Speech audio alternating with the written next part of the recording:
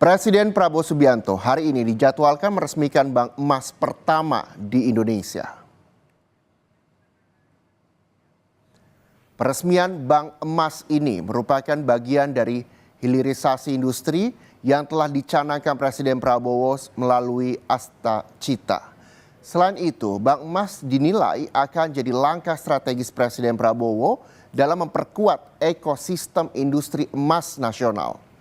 Bank emas diharapkan dapat membuat pengelolaan emas di Indonesia semakin baik. Mengingat selama ini emas Indonesia ditambang lalu dikirim ke luar negeri.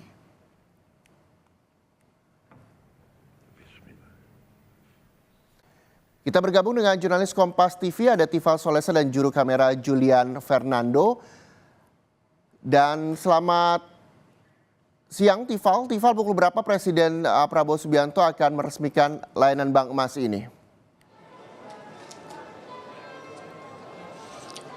Dijadwalkan sebetulnya pada pukul 14 waktu Indonesia bagian Barat, Presiden Prabowo Subianto bersama dengan jajaran dari Kabinet Merah Putih akan berada di The Gade Tower Jakarta Pusat untuk mengikuti rangkaian peluncuran dari bank emas pertama yang dimiliki oleh negara kita.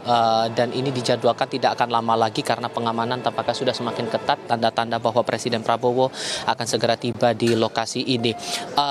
Untuk rangkaiannya sendiri sebetulnya poin pentingnya adalah ini menjadi momen yang dipandang oleh pemerintah sebagai bagian yang tidak terpisahkan dari semangat Astacita yang digaungkan oleh Presiden Prabowo Subianto bersama dengan Wakil Presiden Gibran Rakabuming Raka dalam sektor hilirisasi, persisnya pada sumber daya alam yaitu emas begitu. Kalau kita ingat lagi di tanggal 17 Februari 2025, Presiden sempat menekankan bahwa akan ada bank emas yang dimiliki oleh Indonesia satu-satunya, dan ini menjadi bentuk dari keseriusan ataupun juga upaya pemerintah untuk bisa menjaga kekayaan alam. Kalau mengutip pernyataannya waktu itu, ini sebagai bagian dari upaya untuk menjaga kekayaan alam bisa terkelola dengan baik. Bahkan ia menegaskan, tadi sempat Anda singgung juga Reza, bahwa ia menilai atau melihat kekayaan alam kita dalam bentuk emas ini kerap dibawa ke luar negeri, sementara kekayaannya bisa dimanfaatkan di negeri sendiri. Nah, menyinggung soal proses peluncuran bank emas yang berlangsung beberapa saat lagi, mengutip pernyataan dari Deputi Protokol Pers dan Media Sekretariat Presiden Yusuf Permana dalam keterangan tertulis, ia menyampaikan bahwa peluncuran yang bakal berlangsung beberapa saat lagi ini sebagai langkah strategis Presiden untuk memperkuat ekosistem industri emas nasional sekaligus mendukung misi hilirisasi yang dicanangkan pemerintah dalam program Astacita. Nah, melihat dari keadaan sekarang, kemudian dari proses detik-detik menuju peluncuran dari bank emas ini, nantinya bank emas bakal dikelola oleh dua badan usaha milik negara, yakni Pegadaian dan yang kedua adalah Bank Syariah Indonesia atau BSI. Sejauh mana mekanisme pengelolaan bank emas ini, apa saja benefit yang bisa dirasakan oleh masyarakat, dan sejauh mana persiapan saat-saat sebelum kemudian setelah dari bank emas ini beroperasi, hal-hal apa saja yang bakal didapatkan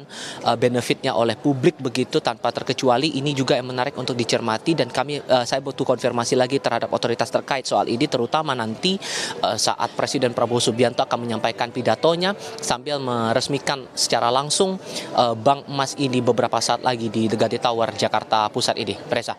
Ya, Tifal, tadi disampaikan juga bahwa sesaat lagi bank emas ini akan diresmikan. Lalu siapa-siapa saja yang juga hadir dan juga ikut nantinya melihat peresmian dari bank emas tersebut, Tifal?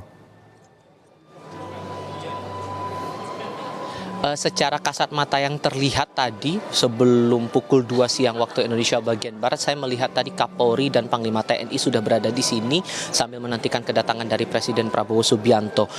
Menyinggung soal bank emas ini, sebetulnya ada beberapa aturan atau regulasi yang bisa berkaitan langsung dengan upaya pemerintah dalam program Astacitanya dalam sektor hilirisasi emas ini. Kita melihat dari aturan OJK nomor 17 tahun 2024 tentang penyelenggaraan kegiatan usaha bullion.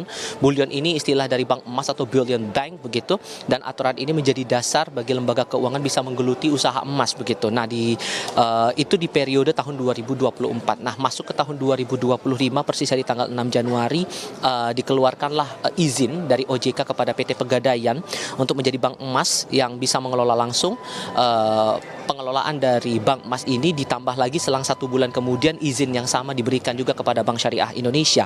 Nah, Pegadaian dan BSI ini disebut lewat aturan ini bisa langsung mengelola bank emas yang meliputi deposito emas, pinjaman modal kerja emas, jasa titipan emas korporasi maupun juga perdagangan emas.